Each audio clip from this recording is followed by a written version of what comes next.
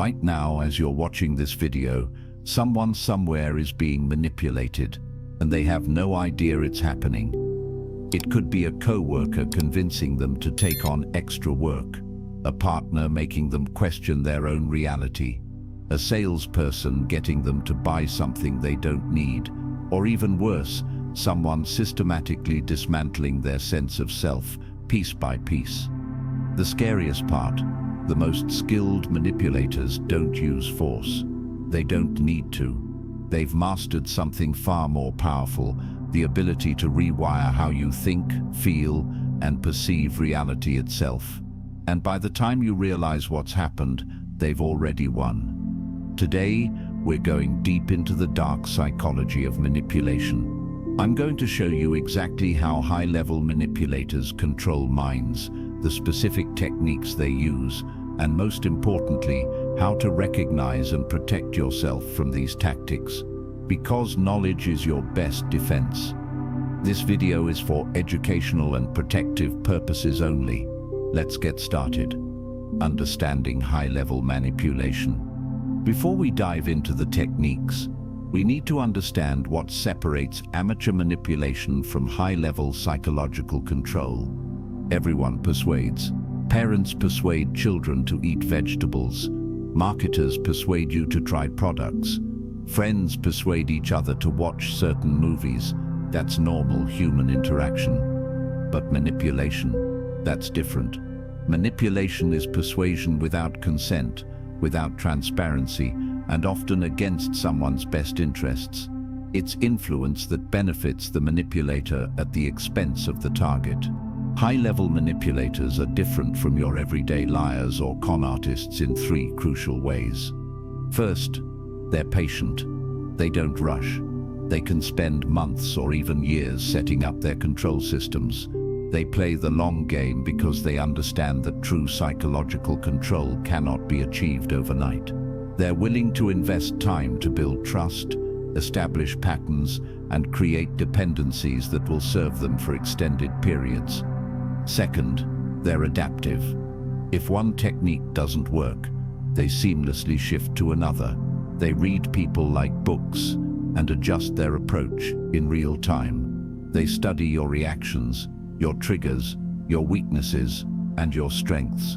They know when to push and when to pull back. They're like psychological shapeshifters, constantly adjusting their tactics based on what works with each specific individual. Third, they make it invisible. The best manipulators make you think every decision, every feeling, every doubt was your own idea. You don't feel controlled. You feel like you're freely choosing, even as they pull every string. This is the hallmark of expert manipulation. The target never sees the puppet strings. They believe they're acting autonomously when in reality, their choices have been carefully architected. According to research in social psychology, manipulation works because it exploits fundamental aspects of human cognition: our need for consistency, our desire to be liked, our fear of loss, and our tendency to trust familiar people. These aren't character flaws. These are normal human psychological patterns that evolved for good reasons. Manipulators simply weaponize them. The human brain processes about 11 million bits of information per second, but we're only consciously aware of about 40 bits. High-level manipulators operate in that gap, in the 10,999,960 bits you're not paying attention to. They work in your blind spots, in your assumptions, in the automatic processes your brain runs without conscious oversight. Think about it like this. Your conscious mind is like the tip of an iceberg, visible above water, but the vast majority of your mental processing happens below the surface, in your unconscious mind. That's where manipulators do their work. They bypass your rational defenses and speak directly to your unconscious processes, your emotions, your fears, and your deeply held beliefs about yourself and the world. Now that you understand what we're dealing with, let's break down the exact techniques they use.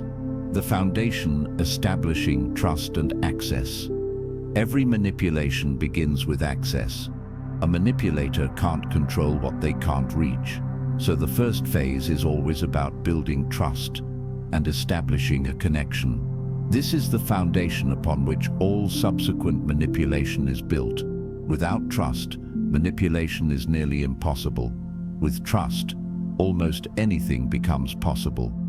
The chameleon effect, mirroring and matching. The first weapon in a manipulator's arsenal is mirroring.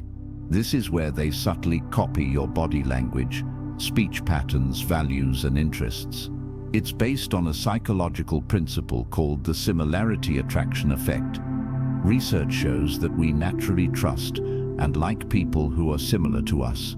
Our brains are wired this way as an evolutionary survival mechanism. In our ancestral environment, similar usually meant part of your tribe, part of your group, and therefore safe. Different meant potentially dangerous, potentially a threat. This ancient programming still operates in our modern brains, even though we live in a completely different world. A skilled manipulator will match your speaking pace and tone. If you speak quickly and energetically, they'll speed up. If you're slow and contemplative, they'll match that rhythm. They mirror your posture and gestures with a 2 to 3 second delay, which is subtle enough that you don't consciously notice, but your unconscious mind registers. They echo your values and beliefs, agreeing with your perspectives and appearing to share your worldview. They share coincidental common interests, suddenly revealing that they too love that obscure band you mentioned, or have always been passionate about the same causes. They use your specific language patterns and phrases, incorporating your unique words and expressions into their own speech. Let's say you're passionate about environmental causes. A manipulator will suddenly reveal they've always cared deeply about the environment too. What a coincidence. You mention you had a difficult childhood. They'll share a similar vulnerable story, creating false intimacy and a sense of shared experience. You express political views. They happen to align perfectly with yours, or they'll present themselves as open-minded and willing to learn from you. The genius here is that mirroring happens mostly unconsciously. You just feel like you've met someone who gets you, someone you can trust, someone who's on your wavelength. There's an immediate sense of connection, of understanding, of rapport. Your brain interprets similarity as safety and trustworthiness. But it's a performance. They're a psychological chameleon, adapting their colors to match yours, making you feel safe enough to let your guard down. The moment you trust them, the moment you feel that connection, you've given them the first piece of access they need. You've opened the door, even if just a crack. And that's all they need to begin their work. Love bombing and idealization. Once initial trust is established, many high-level manipulators move into what psychologists call love bombing or idealization. This isn't just for romantic relationships. It happens in friendships, work environments, mentor relationships, and even parasocial relationships with public figures or influencers. Love bombing is the practice of overwhelming someone with affection, attention, gifts, and praise. It's excessive, it's intense, and it's strategic. The manipulator becomes the most attentive, caring, understanding person you've ever met. They seem to intuitively understand your needs. They shower you with compliments. They make you feel seen, valued, and special in ways you've perhaps never experienced before. Here's what it looks like in practice. There's constant communication and attention. They text you first thing in the morning and last thing at night. They want to talk for hours. They never seem to tire of you. There are over-the-top compliments and praise. You're not just smart, you're the most intelligent person they've ever met. You're not just attractive, you're breathtakingly beautiful. You're not just talented, you're exceptionally gifted. There's rapid escalation of intimacy or commitment. Within days or weeks, they're talking about the future, about how special this connection is, about how they've never felt this way before. They make you feel special, chosen, uniquely understood. They position you as different from everyone else, as someone rare and precious. Neurologically, love bombing creates a dopamine flood in your brain. Dopamine is the neurotransmitter associated with pleasure, reward, motivation, and addiction. When someone love bombs you, they're essentially getting you addicted to their approval and presence.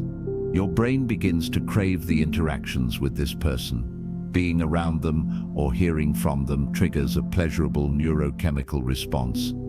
The target starts to associate this person with intense positive feelings. Their brain begins to crave the interaction, in the same way it might crave food, sex, or drugs. These are powerful neurochemical drives that override rational thinking. And here's the trap. Once you're hooked on this emotional high, the manipulator has leverage. They can start to withdraw that affection strategically, creating anxiety and making you work harder for their approval. It's classical conditioning, like Pavlov's dogs, but with human emotions. You've been conditioned to associate this person with powerful, positive feelings. Your emotional state becomes dependent on their approval and presence. When they withdraw, you experience something similar to withdrawal from an addictive substance: anxiety, desperation, a compulsive need to restore the good feelings. And that's exactly what the manipulator wants. Emotional dependency gives them power over you. Strategic vulnerability, the false intimacy trap. Another powerful trust-building technique is strategic vulnerability. The manipulator shares something personal, something that seems deeply private or painful. They open up to you about their past traumas, their fears, their insecurities, their secrets. This appears to be genuine intimacy, genuine trust, genuine connection. This triggers several psychological responses simultaneously. First, there's the reciprocity principle. When someone shares something personal, we feel socially and psychologically obligated to share something personal back. It's a fundamental rule of social reciprocity. They've given you something vulnerable, so fairness dictates that you should give something back. This is an automatic response that most people don't even recognize as it's happening. Second, there's the trust assumption. We operate on the logic that if someone is vulnerable with us, they must trust us. And if they trust us, we should trust them back. It seems like a fair exchange, a mutual opening. But it's not. The manipulator has carefully selected what to share and what to withhold. Third, there's the helper instinct. When someone shares pain or struggle, our natural empathy kicks in. We want to help, to support, to comfort. This creates an emotional bond and a sense of responsibility toward the person. We feel connected to their well-being. We become invested in their healing or success. But here's the critical difference between genuine vulnerability and strategic vulnerability. Genuine vulnerability is bidirectional and appropriate for the relationship stage. Both people share, both people risk, both people open up gradually as trust is genuinely built over time. Strategic vulnerability is calculated. The manipulator shares just enough to hook you emotionally, but not so much that they lose power or control.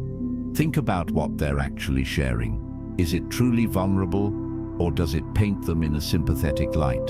Does it make them look like a victim of circumstances or other people? Does it explain away problematic behavior? Does it create in you a desire to rescue or fix them? They're collecting your secrets while revealing calculated pieces of their own. Information is power in any relationship, but especially in manipulative ones.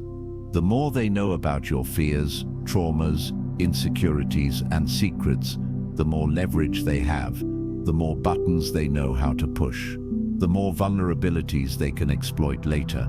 Meanwhile, what they've shared is carefully curated to achieve specific effects, to make you feel special for being trusted, to create sympathy and loyalty, to explain or excuse their behavior, and to extract your own vulnerabilities in return.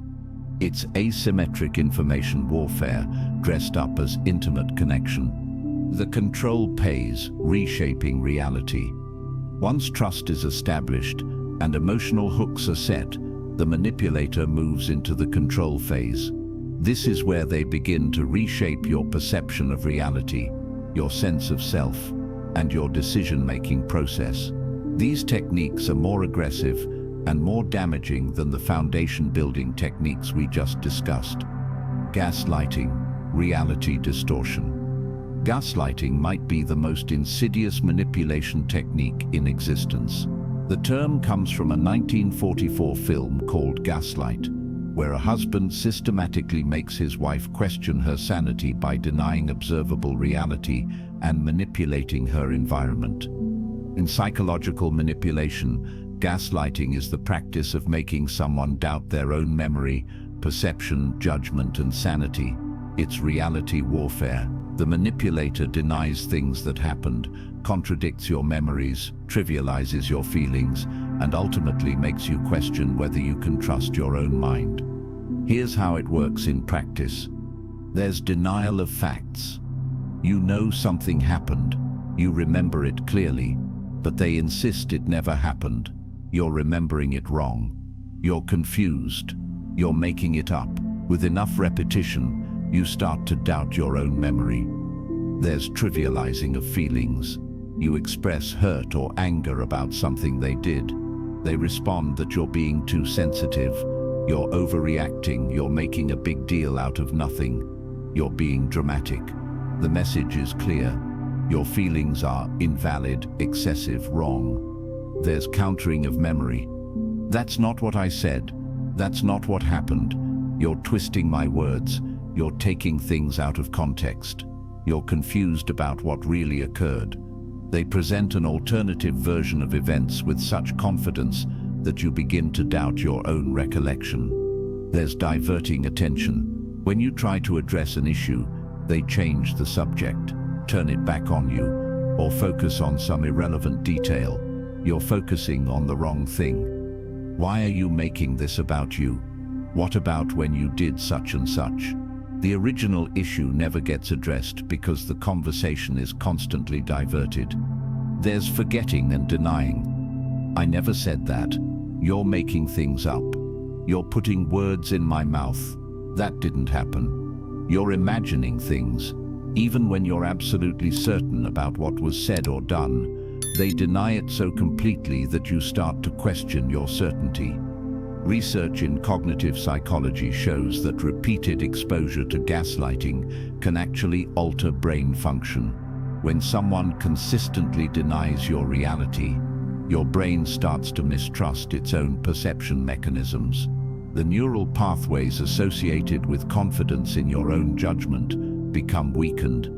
You begin to doubt yourself automatically, reflexively, even about things that have nothing to do with the manipulator. The long-term effects are devastating. Victims of chronic gaslighting often develop constant self-doubt. They question every perception, every memory, every feeling. They develop anxiety and hypervigilance, always second-guessing themselves, always worried they're wrong or crazy. They have difficulty making decisions because they don't trust their own judgment anymore. They experience confusion about their own feelings, not knowing if what they feel is valid or if they're overreacting. And ultimately, they develop dependency on the manipulator to explain reality to them. And that's exactly the point. When you can't trust your own mind, you become dependent on someone else to tell you what's real. That's total control. You've lost your internal reference point.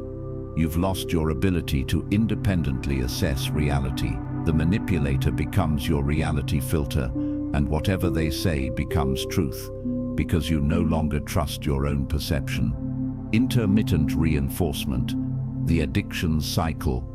Remember the love bombing we talked about earlier? Here's where it gets weaponized and turned into a control mechanism. After establishing that intense positive connection, creating that emotional high and that dopamine addiction, the manipulator begins to alternate randomly between warmth and coldness, approval and criticism, presence and absence. This is called intermittent reinforcement, and it's the same psychological principle that makes slot machines and gambling addictive. In behavioral psychology, intermittent reinforcement is the most powerful schedule for creating persistent behavior. When rewards come predictably, consistently, we adapt and take them for granted.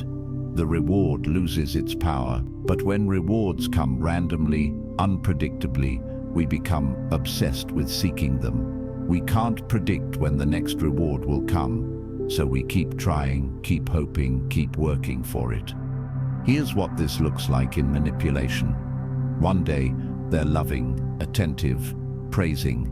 They're the person you fell for, the person who made you feel so special. The next day, they're cold, distant, critical. They barely acknowledge you. They seem annoyed by your presence. Then they're warm again, maybe even apologetic. Things feel good again. You feel relief. Then they're angry, punishing. You don't know what you did wrong, but clearly something has changed. Then they're amazing again, just like the beginning. You feel hopeful. Maybe things are getting better. Then they're indifferent, not angry, just disconnected. And the cycle continues, unpredictable and unstable. The target's brain becomes fixated on getting back to those high points. They start to walk on eggshells, trying to avoid triggering the bad moods. They blame themselves for the shifts in the manipulator's behavior. If only I had done this differently. If only I hadn't said that. If only I were better, smarter, more attractive, more understanding. They work harder and harder for approval, doing more, sacrificing more, trying desperately to stabilize the relationship and return to those good moments. They become obsessed with fixing the relationship, with figuring out the pattern, with cracking the code, and they develop what's called trauma bonding. Neuroscientific research shows this creates a pattern similar to substance addiction. The unpredictability keeps dopamine systems activated and hypervigilant. Your brain is constantly monitoring for signs of approval or rejection, constantly on alert, constantly seeking the next hit of positive reinforcement. You're literally addicted to the person who's hurting you. The random rewards create a compulsion that consistent kindness never would. You can't leave because you're always hoping for the next good day, the next moment of warmth, the next proof that they still care. And every time they do give you a moment of kindness after a period of coldness, it feels even more powerful than consistent kindness ever did. The relief, the gratitude, the dopamine hit are all intensified by the preceding deprivation. The manipulator has turned your own brain chemistry into a prison. Isolation, cutting off, external reality checks. One of the most dangerous techniques high-level manipulators use is systematic isolation. They need to separate you from anyone who might challenge their version of reality or support your independence. They need to create a situation where you're dependent only on them for perspective, validation, and social connection. But they can't just say stop talking to your friends or cut off your family. That would be too obvious. That would trigger your defenses. Instead, they do it subtly and gradually, so slowly that you often don't realize it's happening until you wake up one day and realize you're alone. Here are the subtle isolation tactics they use. Criticism by proxy. They don't directly forbid you from seeing people. Instead, they express concern. Your friend Sarah seems really negative lately. Don't you think? I just want you to be around positive people. Your sister is always causing drama. I hate seeing how stressed you get after talking to her. Your co-workers don't really understand you like I do. It's framed as caring, as wanting what's best for you. But the effect is that you start to pull away from these relationships, creating conflict. The manipulator stirs up drama between you and others, then plays peacemaker while actually fueling division. They might lie to you about what someone said about you, or lie to the other person about what you said. They might provoke arguments by doing things that offend your friends or family, then blame you for the resulting conflict. They create situations where you have to choose between them and others. Time monopolization. They take up all your time so you have no space for other relationships. They want to spend every moment with you. They call or text constantly.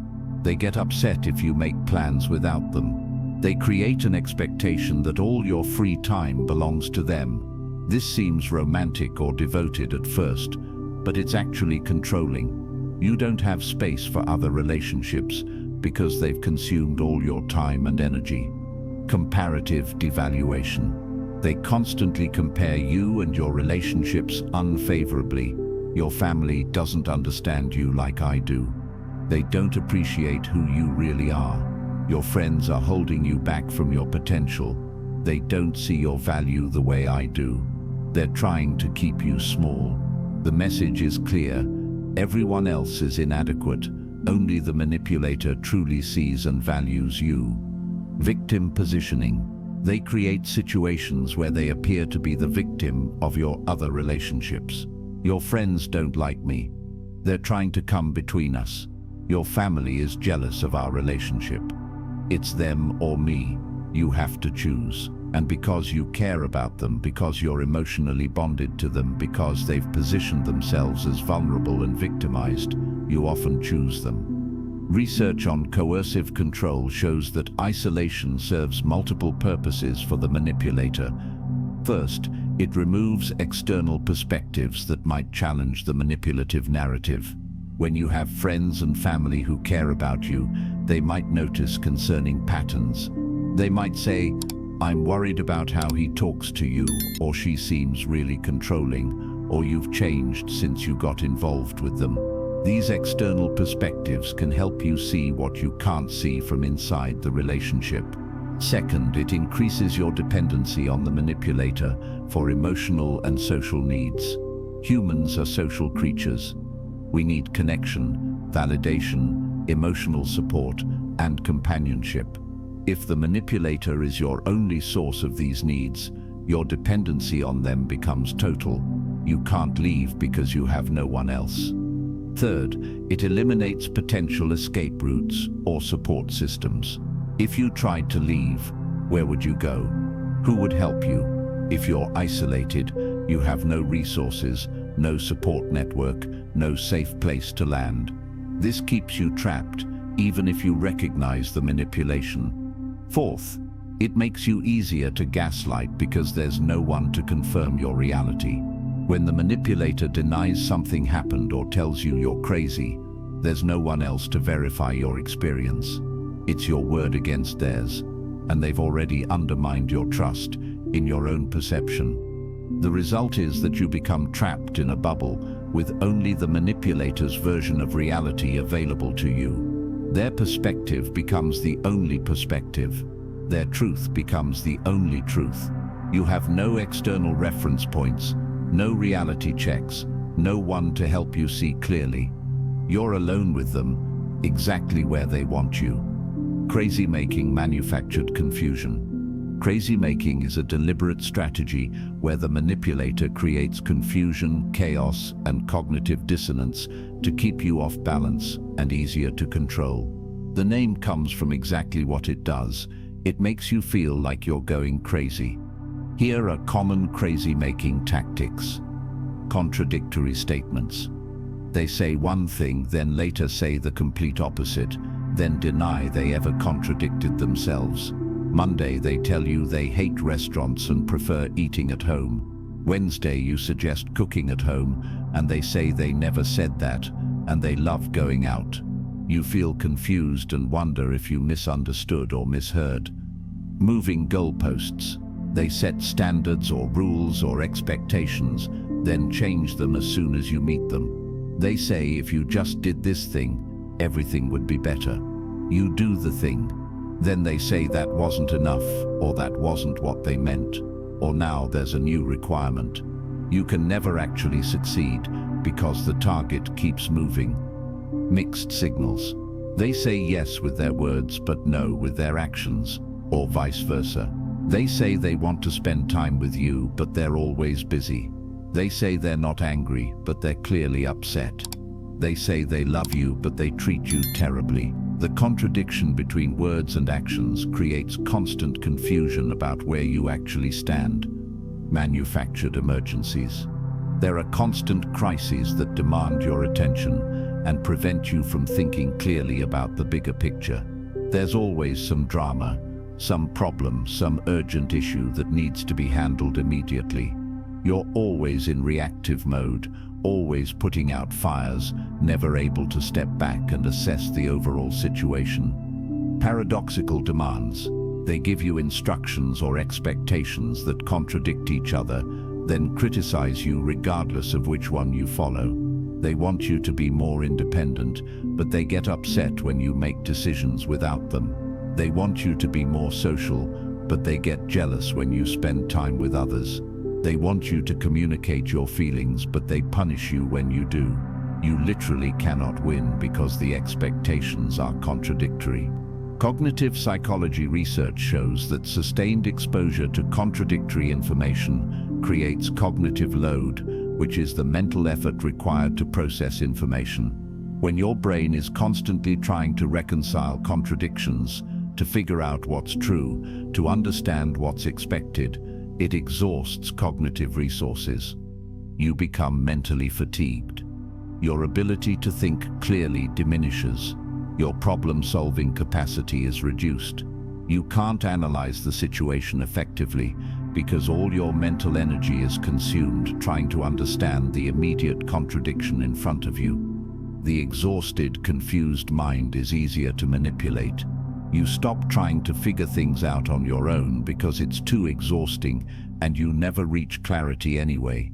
You start looking to the manipulator for clarity, for answers, for explanation, even though they're the source of the confusion. It's psychological quicksand. The more you struggle to understand, the deeper you sink. The harder you try to make sense of things, the more confused you become. Eventually you stop trying and just accept that nothing makes sense, that you can't understand, that you need them to explain reality to you. Advanced techniques, psychological warfare. Now we're entering the territory of truly advanced manipulation techniques that require significant psychological sophistication and that can cause serious long-term psychological damage. These are not tricks or games. These are weapons. Triangulation, using others as weapons. Triangulation is when a manipulator brings a third party into the dynamic between themselves and you to create jealousy, insecurity, comparison, or competition. It's a way of controlling you through manufactured threat and artificial scarcity. This can look like many different things in practice. Comparison triangulation. My ex never had a problem with this. My friend's partner does this all the time. My coworker is so much more understanding about my schedule. The message is clear. You're deficient compared to this other person. You should be more like them. You're not measuring up. Jealousy triangulation. The manipulator flirts with others, discusses others in romantic or admiring terms, maintains suspicious connections with ex-partners, or deliberately makes you feel like you have competition for their attention and affection. They might talk about how attractive someone else is, how much they enjoy someone's company, how understanding someone else is. It creates insecurity and makes you work harder for their exclusive attention. Gossip triangulation. Instead of talking to you directly about issues, they talk to others about you. Then they accidentally let you find out what was said, or they quote others saying negative things about you. Your mum thinks you've changed. Your best friend told me she's worried about you. Everyone is talking about you behind your back, and only the manipulator is honest enough to tell you. This creates paranoia and makes you trust others less, and the manipulator more. Mediator triangulation. They refuse direct communication and use third parties to mediate or communicate. They might tell others what they want from you. Instead of telling you directly, they might have someone else deliver messages or requests. This avoids direct accountability and creates confusion about what's actually being said. The psychology behind triangulation is powerful. It triggers several deep psychological responses. Scarcity mentality. You're not the only option, so you better prove your worth. You better work harder. You better be more accommodating. The threat of being replaced or abandoned creates desperation and compliance. Social proof anxiety. If others are treated better, maybe the problem really is you. Maybe you are difficult or unreasonable or inadequate. The presence of comparison points makes you doubt yourself and your legitimate needs and boundaries. Competition instinct. There's a primitive drive to compete for resources and approval. When the manipulator creates artificial competition, your competitive instincts activate. You try to outperform the imagined rival. You try to be chosen, preferred, valued above others. Paranoia. Who's saying what about you? What's being discussed behind your back? What alliances are forming? What do others really think? The uncertainty creates anxiety and hypervigilance. The manipulator positions themselves as the prize to be won, while you and others compete for their favor. It's a power move that keeps everyone off balance, and the manipulator firmly in control. You're so busy competing and worrying about rivals that you don't stop to question whether you should even be in this dynamic at all. Projection. Accusing you of what they're doing. Projection is a psychological defense mechanism where people attribute their own thoughts, feelings, or behaviors to someone else. In the hands of a manipulator, it becomes a powerful weapon for deflection, confusion, and control. This is where they accuse you of the very things they themselves are doing. The cheater constantly accuses you of cheating. The liar tells you you're always dishonest. The controlling person claims you're trying to control them. The manipulator tells you you're manipulative. The one who doesn't listen accuses you of never listening. The one who's always angry says you have anger problems. From a psychological perspective, projection serves multiple functions for the manipulator. Deflection. It shifts focus from their behavior to yours. Instead of examining what they're doing wrong, everyone is examining what you're doing wrong. Instead of being held accountable, they're holding you accountable.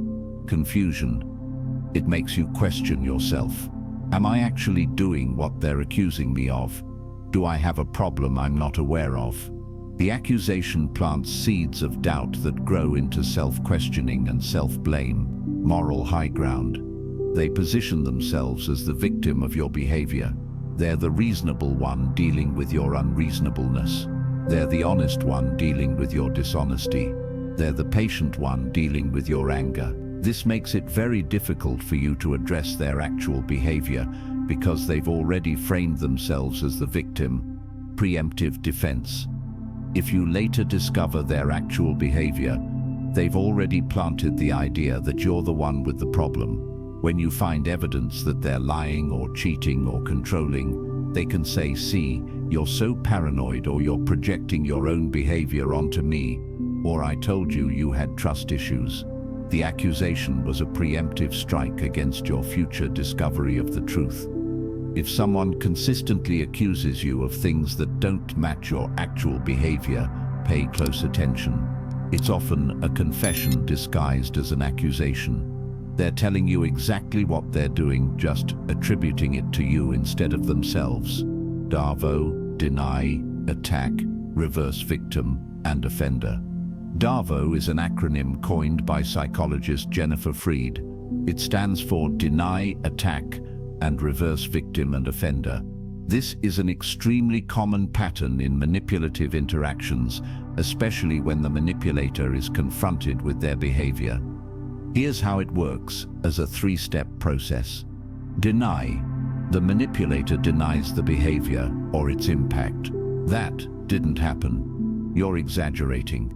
You're misremembering. It wasn't that bad. You're making a big deal out of nothing. I never said that. That's not what happened. The first step is complete denial that there's even a problem to address. Attack. When denial doesn't work, they attack your credibility, your memory, your character, your motives. You're crazy, you're too sensitive, you're always looking for things to be upset about. You have serious psychological problems. You're making this up. You're trying to make me look bad. You're the one with issues. The attack shifts focus from their behavior to your supposed deficiencies. Reverse victim and offender. They flip the script completely, making themselves the victim and you the perpetrator. I can't believe you're attacking me like this. You're the one hurting me by bringing this up. You're being abusive by accusing me. I'm the victim of your suspicion, your accusations, your anger. How dare you treat me this way? Now you're the bad guy, and they're the injured party. Let's walk through a specific example so you can see how seamlessly this happens. You confront someone about lying to you about where they were last night. You say, "You lied to me about where you were last night. I know you weren't at work." Deny. "No, I didn't. You're misunderstanding. I was at work. I just left briefly." You're jumping to conclusions. Attack. You're being paranoid and controlling. You always do this. You always assume the worst. You have trust issues from your past that you're taking out on me. You're impossible to have a relationship with because you're so suspicious. Reverse. I can't believe you don't trust me. Your accusations are really hurtful. I'm the victim here. I'm the one being subjected to interrogation and suspicion. I'm the one dealing with a partner who doesn't trust them. You're emotionally abusing me with these constant accusations. The genius of Davo is that it completely derails the conversation. Instead of addressing whether they lied, the conversation becomes about your character, your trust issues, your hurtful accusations. You go from holding them accountable to being held accountable yourself. You go from confronting them to defending yourself. Many people who use Davo successfully get apologies from the people they've harmed. The person who was wronged ends up apologizing for bringing up the wrong. That's how effective this pattern is. It weaponizes your own sense of fairness, your empathy, and your desire to be a good person against you. Cognitive dissonance exploitation. Cognitive dissonance is the mental discomfort you feel when you hold two contradictory beliefs, or when your beliefs conflict with your actions.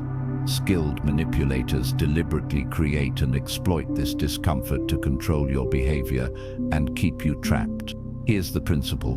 When your brain experiences cognitive dissonance, it desperately wants to resolve the contradiction. The discomfort of holding contradictory ideas is psychologically painful, and often your brain resolves this discomfort by adjusting beliefs rather than actions, by rationalizing behavior rather than changing it.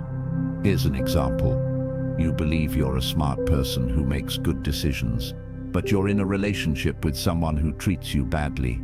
These two beliefs contradict. How can you be smart and make good decisions if you're choosing to stay in a bad relationship? Your brain can resolve this dissonance in two ways. You can leave the relationship, which requires admitting you made a bad choice, admitting you were wrong, admitting you wasted time, admitting you were fooled. That's painful. Or you can change your belief about the relationship, rationalizing that it's actually good, that the bad treatment is justified, that you're being too sensitive, that everyone has problems, that your partner can't help their behavior. This is psychologically easier.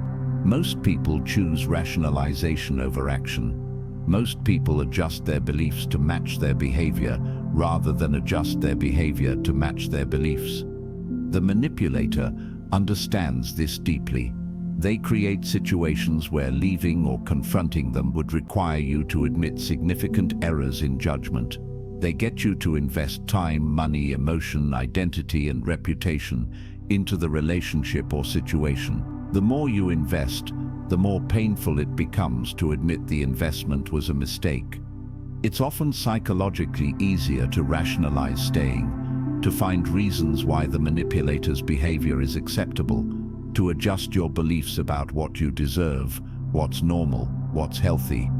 Social psychology research on commitment and consistency shows that the more you invest in something, whether it's time, emotion, money, or identity, the harder it becomes to walk away, even when it's clearly harmful. This is called the sunk cost fallacy in economics, but it applies powerfully to psychological manipulation as well. The manipulator uses your own desire for cognitive consistency against you.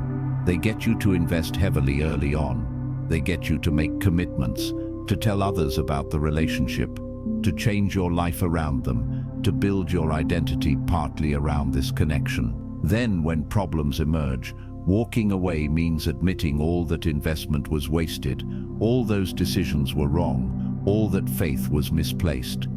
Your brain resists that admission, so instead, it finds ways to make the situation acceptable. It minimizes the problems. It focuses on the good moments.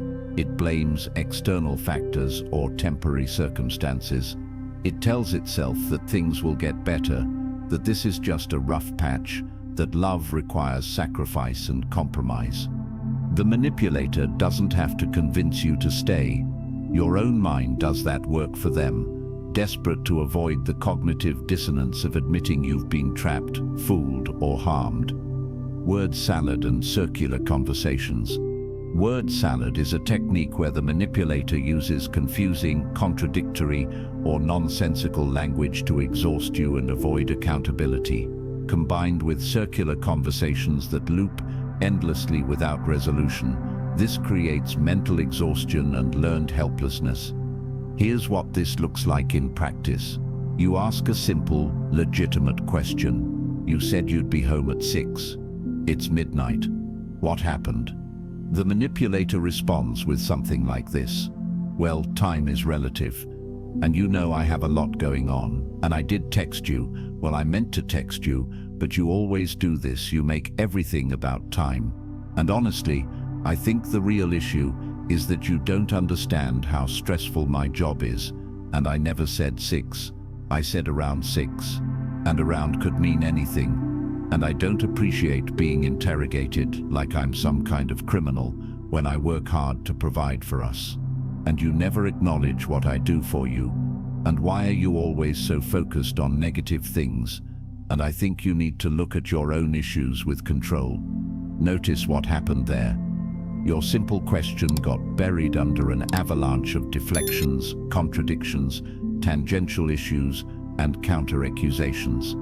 The manipulator changed the subject multiple times, attacked your character and motives, denied what they originally said, played the victim, made counter-accusations, brought up unrelated issues, used vague language that can't be pinned down, created emotional overwhelm. The conversation goes in circles.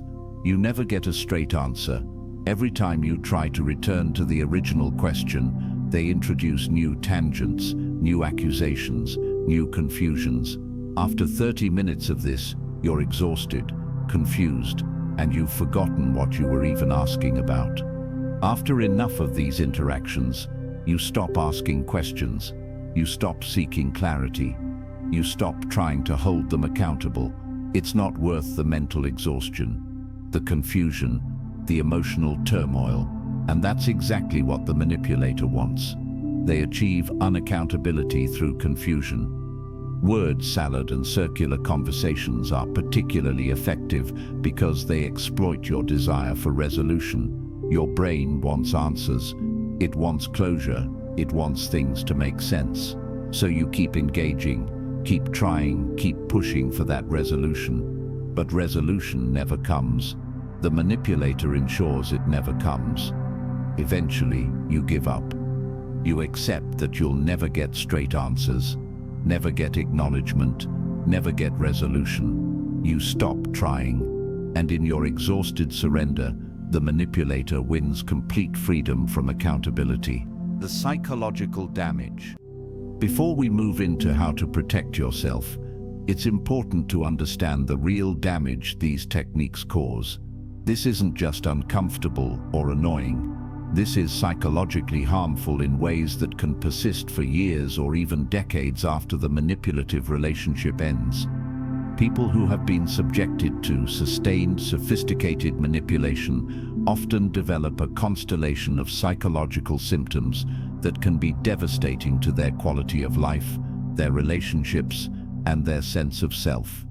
Complex post-traumatic stress disorder is common among survivors of extended manipulation. Unlike single-incident PTSD, complex PTSD develops from prolonged, repeated trauma, particularly trauma that involves captivity, control, or betrayal by someone trusted.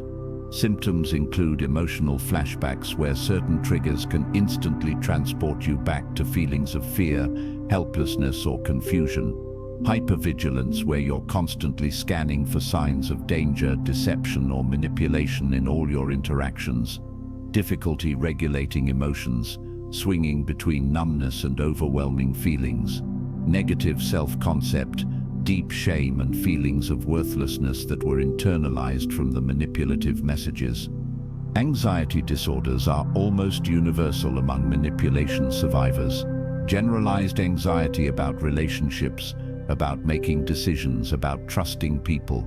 Social anxiety stemming from fear of being manipulated again, or fear of being judged for having been manipulated.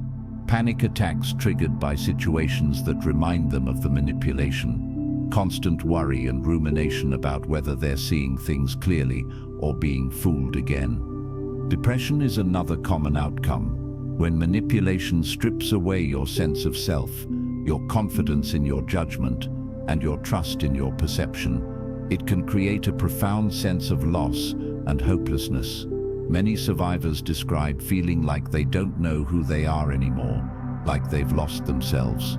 The depression often includes anhedonia, the inability to feel pleasure, because the manipulative relationship trained them that good feelings are always followed by pain, so their brain stops allowing them to fully experience positive emotions. Identity confusion is perhaps one of the most disturbing effects.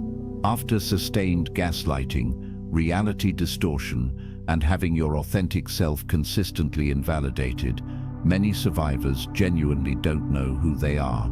They don't know what they actually think versus what they were told to think. They don't know what they actually feel versus what they were told they should feel. They don't know what their values are versus what values were imposed on them. Rebuilding a coherent sense of self after it's been systematically dismantled is a long and difficult process.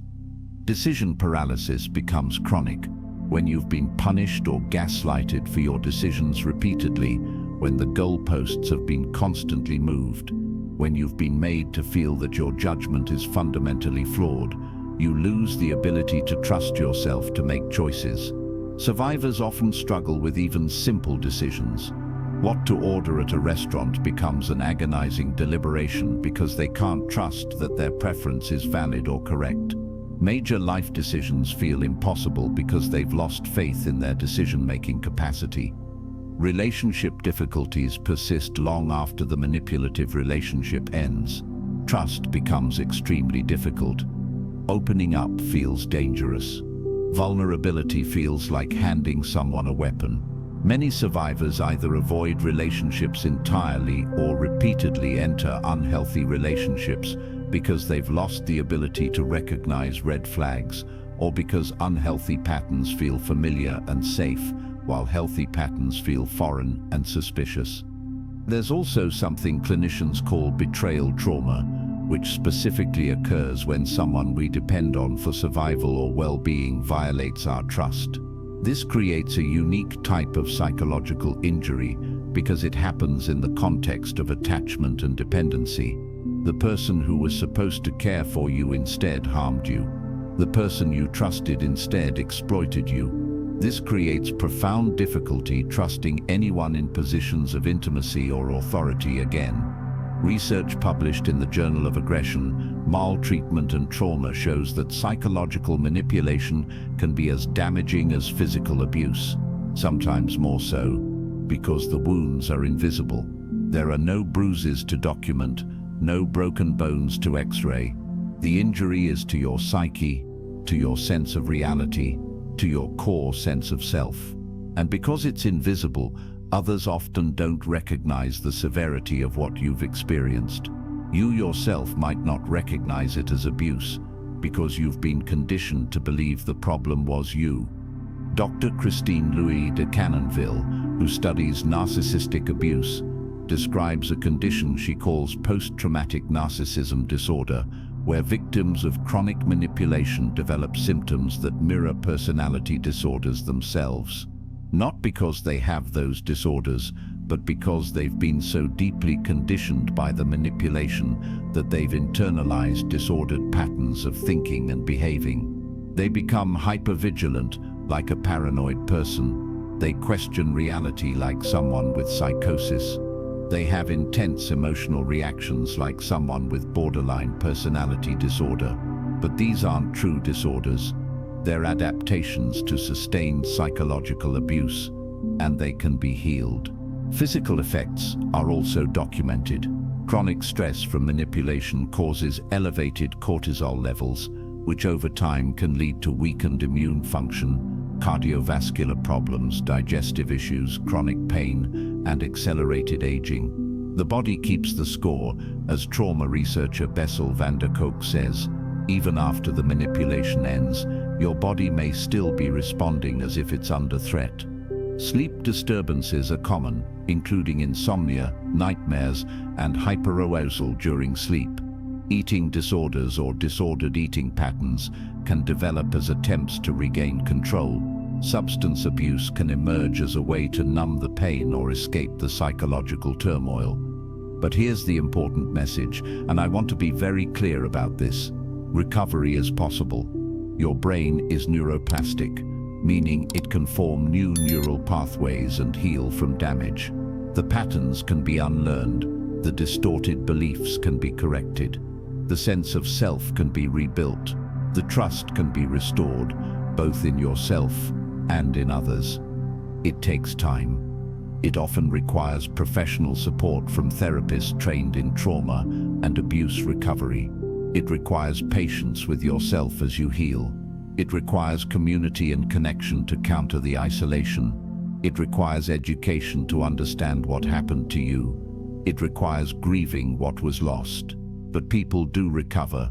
They do rebuild their lives. They do restore their sense of self and their ability to trust. Understanding what happened to you is the first step toward healing, recognizing that you were manipulated, that the confusion and self-doubt were imposed on you rather than originating from you, that you're not crazy or broken but injured. This recognition is powerful and necessary. You are not what was done to you. You are not the false narrative the manipulator created about you. You are not your confusion or your mistakes or your inability to leave sooner. You are a person who survived psychological warfare, and survival itself is a victory. Recognition, red flags and warning signs. Now, let's talk about recognition. How do you spot manipulation while it's happening or before you're too deeply entangled? Here are the critical warning signs to watch for, both in other people and in yourself. Red flags in the other person. Too good, too fast. When a relationship, whether romantic, friendship, or professional, escalates incredibly quickly with intense attention, immediate intimacy, and seeming perfection, be cautious. Genuine relationships develop gradually as people get to know each other. Manipulators rush the process because they want to hook you emotionally before you have time to assess them realistically. Pattern of broken relationships. Listen carefully to how they describe their past relationships and conflicts. If all their exes are crazy, all their former friends are toxic, all their previous bosses are unreasonable, all their family members are the problem, that's a red flag. Everyone has difficult relationships sometimes, but if someone presents a consistent pattern where they're always the victim and everyone else is always the villain, they likely lack accountability and self-awareness. Or they're deliberately painting themselves as the perpetual victim to gain your sympathy, and explain away their problematic behavior. Lack of empathy. Pay attention to how they respond when you're hurt, upset, or struggling. Do they show genuine concern for your feelings, or do they immediately make it about how your feelings affect them? When you express pain, do they respond with compassion or with defensiveness, minimization, or attack? Lack of empathy is one of the most reliable predictors of manipulative behavior because manipulation requires treating people as objects to be used rather than humans with valid feelings and needs. Rule breaking. They consistently believe rules don't apply to them or that they're exceptions. This might show up as breaking social norms, legal boundaries, workplace policies, or relationship agreements. They have elaborate justifications for why the rules that apply to everyone else shouldn't apply to them. This reveals an entitled mindset and a belief that they're special or above normal standards. Chronic victim mentality.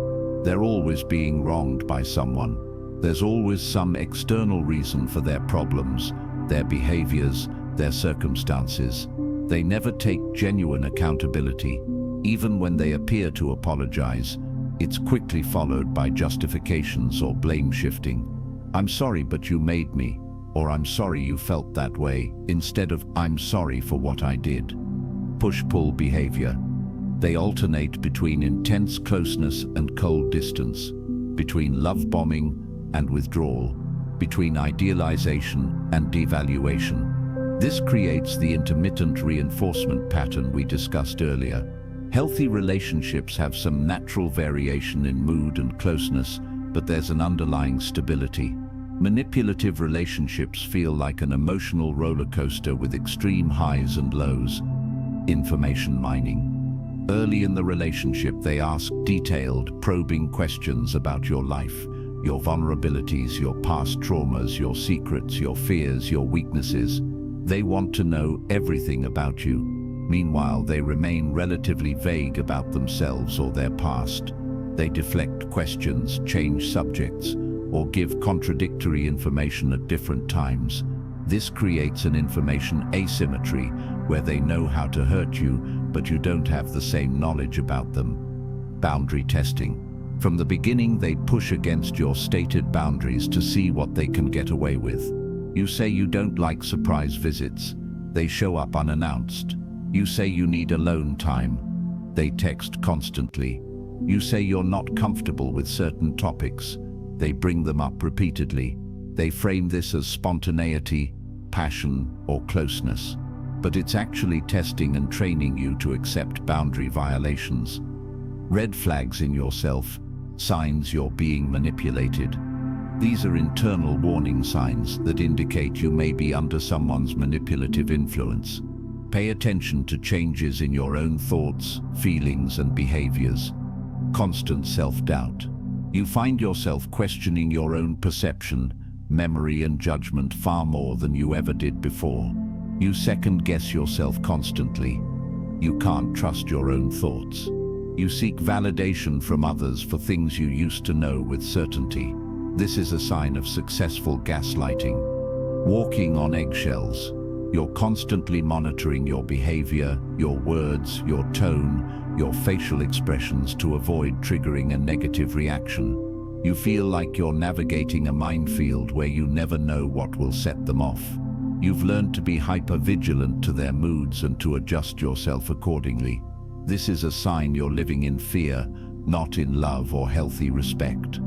Isolation. You've distanced from friends and family. Maybe you can't quite articulate why, but you see them less, talk to them less, feel less close to them. Perhaps it feels easier to avoid others than to deal with the manipulator's reactions to your other relationships. Perhaps you feel like others wouldn't understand or would judge you. Perhaps the manipulator has convinced you that others are the problem. Regardless of the specific reasons, isolation is both a tactic manipulators use and a sign you're being successfully manipulated. Exhaustion. You're mentally and emotionally drained in a way that doesn't match the external circumstances of your life. You feel like you're always in conflict, always trying to solve problems. always dealing with crises, always confused, always working to improve things or prove yourself. Healthy relationships are sometimes challenging, but they're also energizing and restorative. Manipulative relationships are depleting. Changed behavior. You're acting in ways that don't align with your values or your previous patterns. You're doing things you said you'd never do.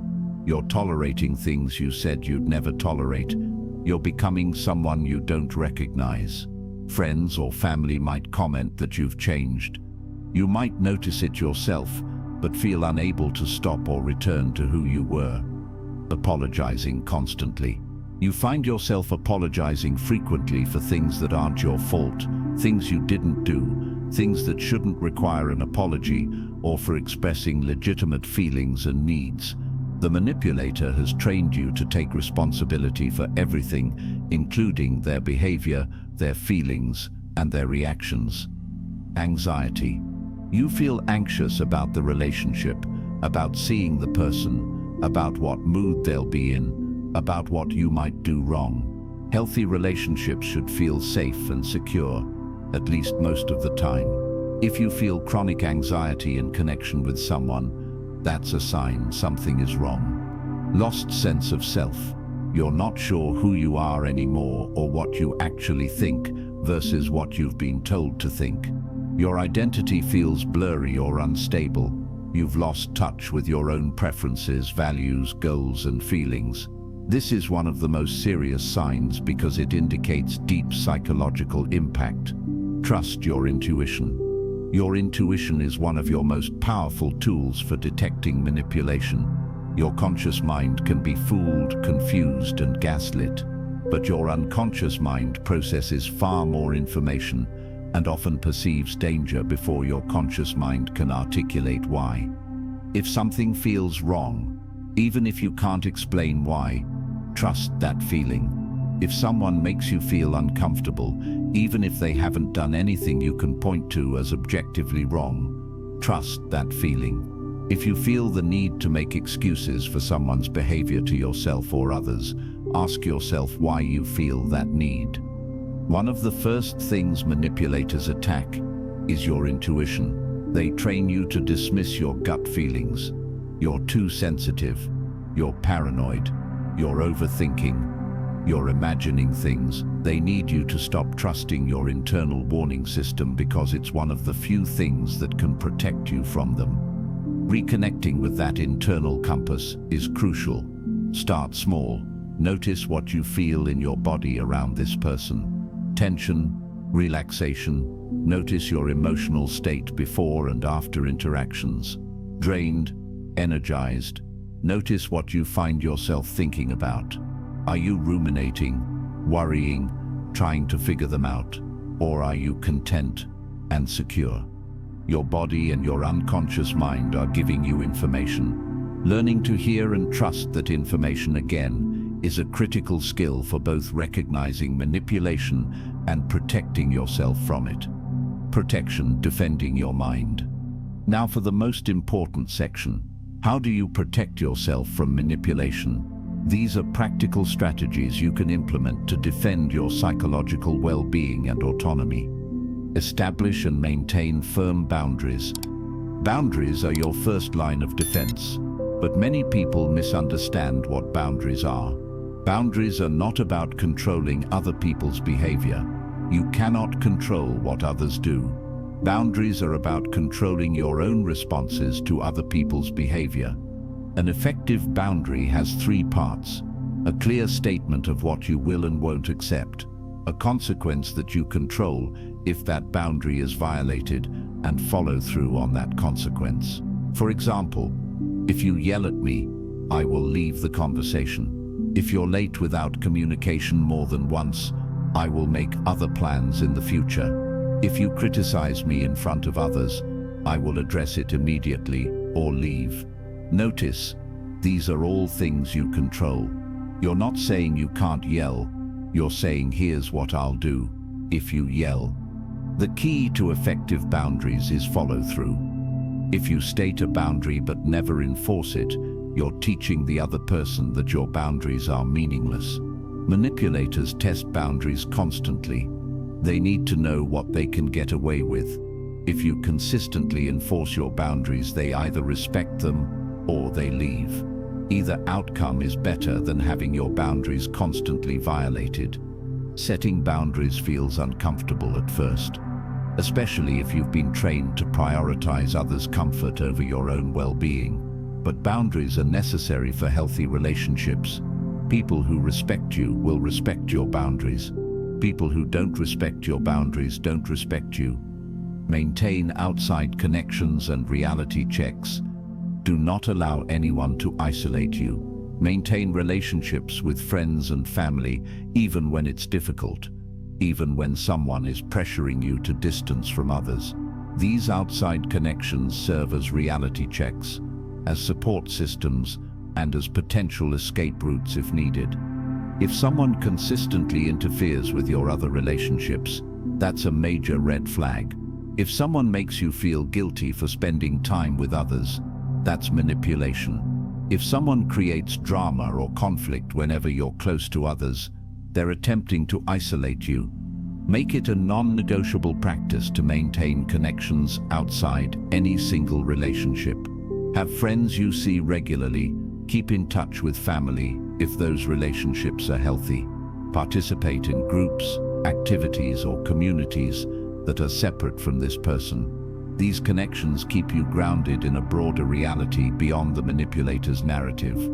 Also, trusted others can see things you can't see from inside the situation. They can notice changes in you. They can recognize red flags. They can provide perspective. If multiple people in your life are expressing concern about someone or about how you've changed, take that seriously. They're not jealous or trying to interfere. They're worried because they see something concerning. Document everything. In situations where you suspect manipulation, documentation is invaluable. Keep records of what was said, what was promised, what actually happened. This serves multiple purposes. First, it protects you from gaslighting. When someone denies something happened or claims they never said something, you have a record. You can refer back to it privately even if you don't show it to them. It helps you trust your own memory and perception. Second, documentation helps you see patterns you might not notice otherwise. When you're in the middle of chaotic daily interactions, patterns are hard to see. But when you write things down and review them, patterns become obvious. The cycling between good and bad treatment, the way conflicts always end with you apologizing, the promises that are never kept. Third, documentation is evidence. If you ever need to explain the situation to others, or if you need legal protection, manipulators rely on the fact that psychological abuse is hard to prove because it's invisible. Documentation makes it visible. This doesn't have to be formal. A private journal, notes on your phone, saved text messages and emails, just something to help you maintain an accurate record of what's actually happening versus what you're being told is happening. Educate yourself. Knowledge is power. Learn about manipulation tactics, psychological abuse, trauma bonding, cognitive biases, and relationship red flags. The more you understand these dynamics, the harder you are to manipulate. Read books, watch educational content, listen to experts, join support groups or online communities where people discuss these issues. Education serves multiple purposes in protecting you. It helps you recognize what's happening. Many people endure manipulation for years without realizing that's what it is. They think it's a relationship problem, a communication issue, their own shortcomings. Understanding manipulation helps you name what's happening, which is the first step toward addressing it. It validates your experience. When you learn that thousands of other people have experienced exactly what you're experiencing, that there are names for these tactics, that clinicians and researchers have documented these patterns, it's validating. You're not crazy. You're not alone. This is a real thing that happens. It reduces shame. Shame thrives in secrecy and isolation. Education brings things into the light. You realize being manipulated doesn't mean you're stupid or weak. It means you encountered someone skilled at exploitation. That's not your fault. It provides strategies. Learning how others have protected themselves, healed, and escaped gives you a roadmap. You don't have to figure everything out on your own. Practice radical self-trust. This might be the most important strategy. You must rebuild trust in yourself, in your perceptions, in your feelings, in your judgment. Start by simply noticing what you actually think and feel without immediately dismissing it or editing it. Your initial reaction to something is valid data. Don't immediately override it with, "But they didn't mean it," or "I'm probably overreacting," or "Maybe I'm wrong." Validate your own feelings. You're allowed to feel hurt even if someone says you shouldn't be. You're allowed to be angry even if someone says it's unjustified. You're allowed to be uncomfortable even if someone says you're being too sensitive. Your feelings are valid simply because you're feeling them. They're information about your internal state and your experience. Trust your memories. If you remember something happening a certain way, trust that. If someone insists it happened differently, hold on to your version while considering theirs. You don't have to immediately defer to their narrative. Your memory matters. Make small decisions without seeking permission or validation. Start with tiny things. What to eat, what to wear, how to spend your free time. Practice trusting your own judgment on minor matters to rebuild the neural pathways of self-trust. Notice when you're about to dismiss yourself and consciously choose not to. When you catch yourself thinking, "I'm probably wrong," or "I'm being too sensitive," pause. Ask yourself, is that true?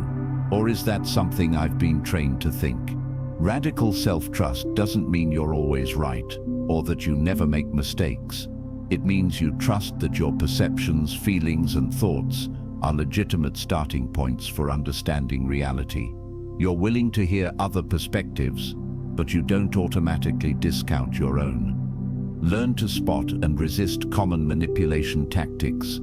Now that you know the specific tactics manipulators use, you can recognize them in real time and resist them. When someone gaslights you, saying that didn't happen, or you're remembering wrong, hold firm. Say, "I remember it differently," or "I'm confident about what I experienced." You don't have to convince them or argue, just hold your reality steady. When someone uses intermittent reinforcement, swinging between warmth and coldness, recognize it as a manipulation tactic rather than a reflection of your worth or behavior. Their inconsistency is about control, not about whether you're lovable or good enough. When someone tries to isolate you, maintain your other relationships deliberately. See it as a red flag, not as proof of their love or need for you. When someone uses DAVO, deny, attack, reverse victim, and offender, name it, either out loud or in your mind, recognize that the conversation has been derailed and refuse to follow that derailment. Return to the original issue or disengage. When someone uses word salad or circular conversations, recognize that clarity will never come from continuing to engage. Set a boundary. "I need clear, direct answers or we can't continue this conversation. If that's not possible, I'm ending this discussion." Learning to recognize these tactics in the moment removes their power. Manipulation relies on you not recognizing what's happening. Once you see it clearly, you can choose how to respond instead of just reacting automatically. Seek professional support. There's no shame in getting professional help. In fact, it's often necessary for healing from manipulation and developing stronger boundaries and self-trust. A good therapist, particularly one trained in trauma, abuse, and manipulation, can provide support that friends and family can't. They can help you process what happened and understand the psychological dynamics. They can help you identify your vulnerabilities that were exploited and strengthen them. They can help you recognize patterns in your relationships and change them. They can help you rebuild your sense of self and your ability to trust. They can provide tools and strategies for protection and healing. They can offer validation and perspective from a trained professional.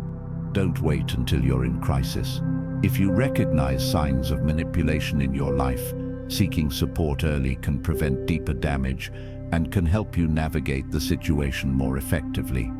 Also consider support groups, whether in person or online, where you can connect with others who have experienced similar dynamics. There's tremendous power in shared experience and mutual support. Plan your exit. If necessary, if you're in a manipulative relationship and you've determined you need to leave, plan carefully. Manipulators often escalate when they sense they're losing control. The most dangerous time in an abusive or manipulative relationship is when the target tries to leave. Create a safety plan. This includes where you'll go, who will support you, what resources you'll need, and how you'll protect yourself from retaliation or continued manipulation. Save money separately if possible. Gather important documents. Make copies of anything you'll need. Arrange a safe place to stay. Inform trusted people of your plans so they can support you. Consider changing phone numbers, email addresses, or social media access after you leave. Block them on all platforms to prevent continued manipulation through digital means. If you share children, property, or legal ties, consult with professionals about how to handle those complexities safely. If you fear physical danger, involve law enforcement and domestic violence resources. Leaving a manipulative relationship is often harder than people outside the situation understand. You're not just leaving a person, you're often leaving an identity that was built around them, habits and patterns that became normal, hope and investment that you're afraid to lose. Be patient with yourself. Leaving is a process, not a single moment. But also know this: thousands of people leave manipulative relationships every year. They rebuild their lives. They heal. They find themselves again. You can too. We've covered a lot of ground today. We've looked at how high-level manipulators establish trust and access through mirroring, love bombing, and strategic vulnerability. We've examined how they reshape your reality through gaslighting, intermittent reinforcement, isolation, and crazy-making.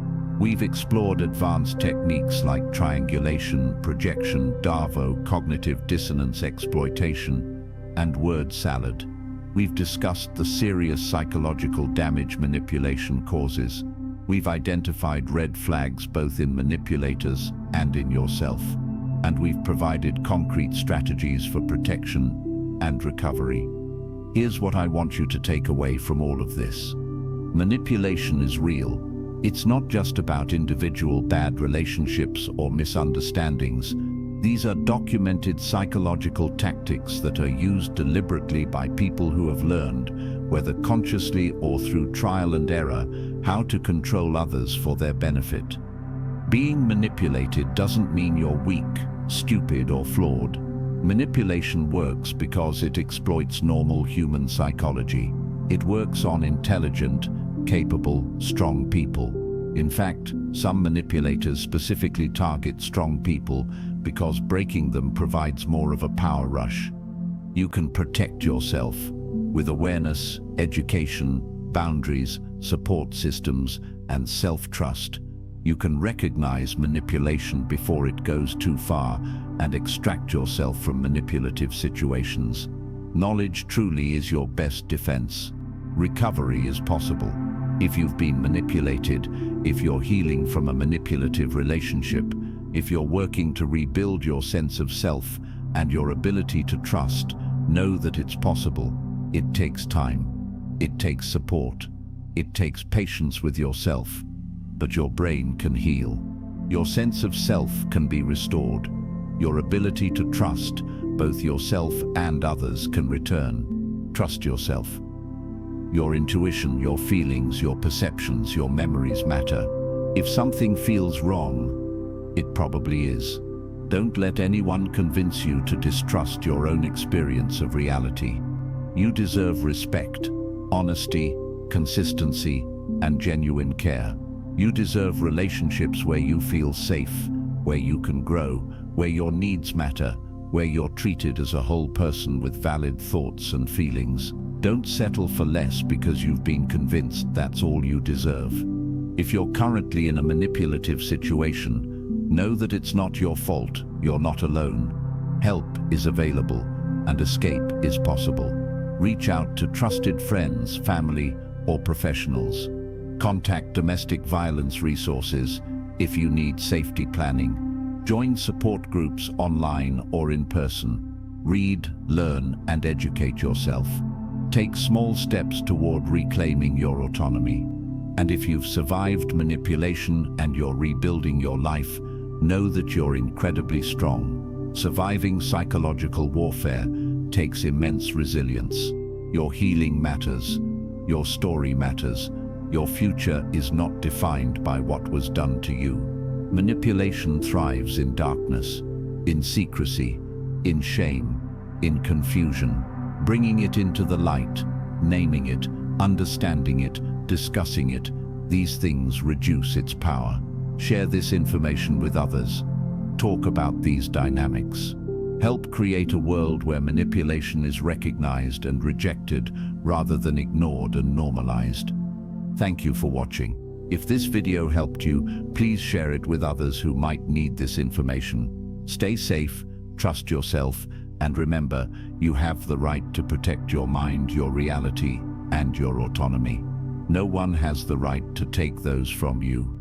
You deserve better, and you can create better, starting now.